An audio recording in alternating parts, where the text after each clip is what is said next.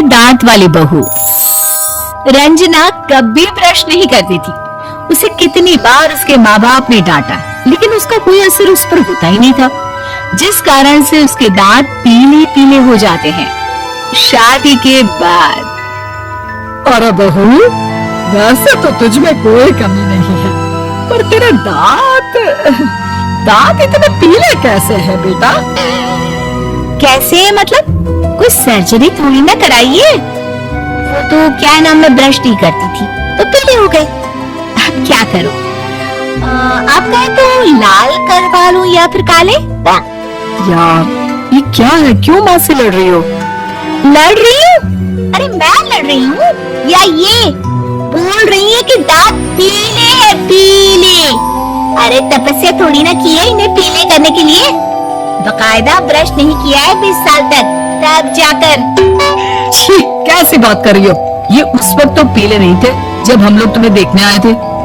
अरे तब साफ करवा लिया होगा डेंटिस्ट के पास जाकर। अब देखो कैसे पीले पीले लग रहे हैं। रंजना सास की तरफ गुस्से से देखती है। फिर शुरू हो गई पीले पीले पीले।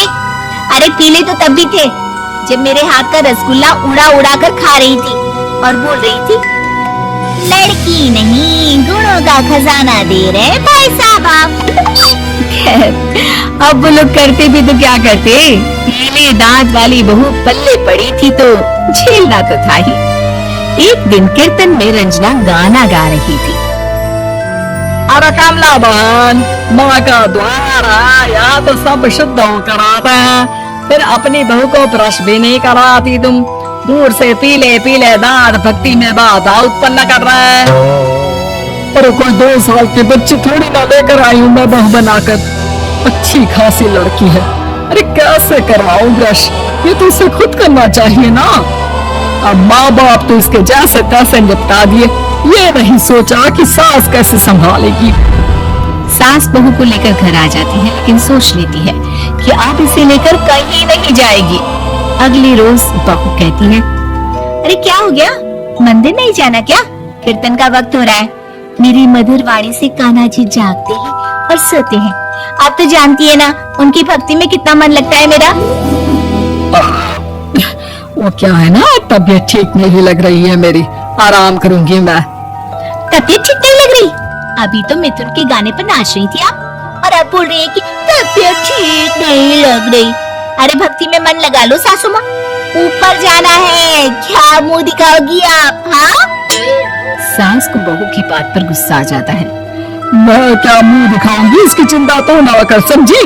अपने मुंह की चिंता कर, जो ये पीले पीले दांत लेकर हर जगह पहुंच जाती है। पता है लोग कितना मजाक बनाते हैं। ना जी ना, मैं नहीं जाना कहीं तेरे साथ।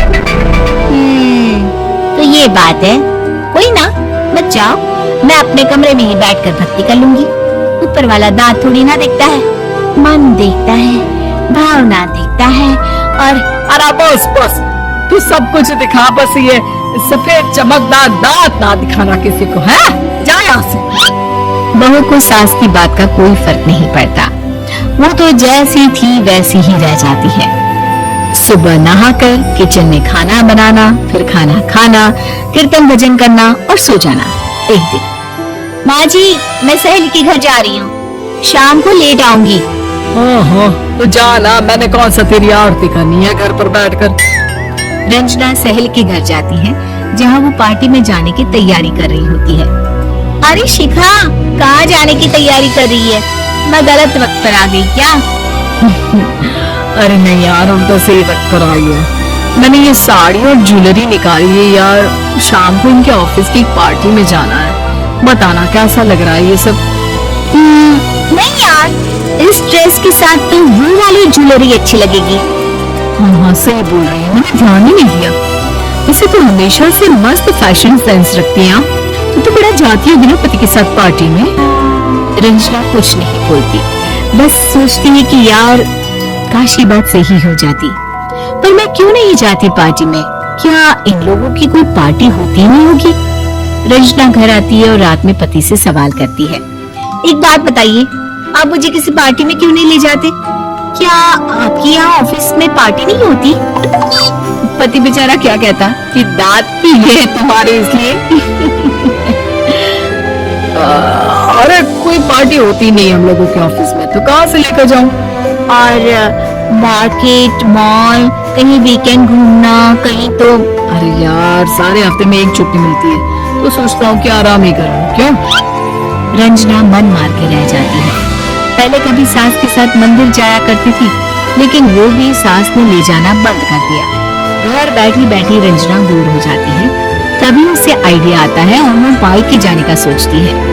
सासू माँ, 2 दिनों के लिए मम्मी के घर जा रही हूँ। अच्छा अच्छा ठीक है, आराम से जा। और हाँ, माँ से कुछ अच्छी आदत सीख कर आना कि कैसे शरीर के हर भाग की तरह दांतों की सफाई भी जरूरी होती है, समझी? शुरू हो गई ना?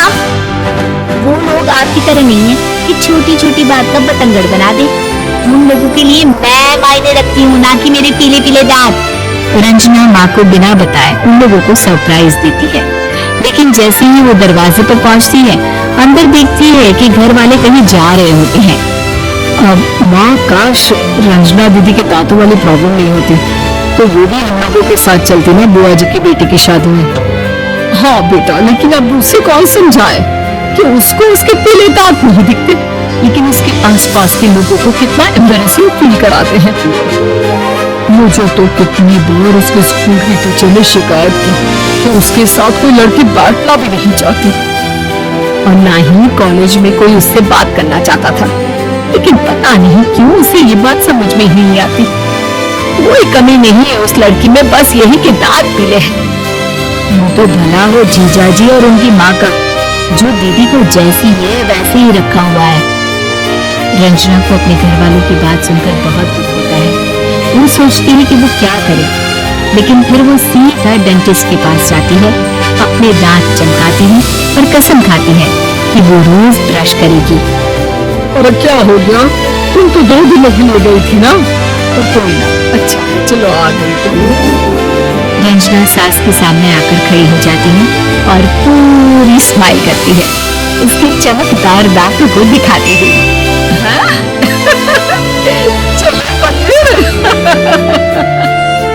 माँ, मुझे माफ कर दीजिए, मैंने आप लोगों को बहुत एम्बैरेसिंग फील करवाया।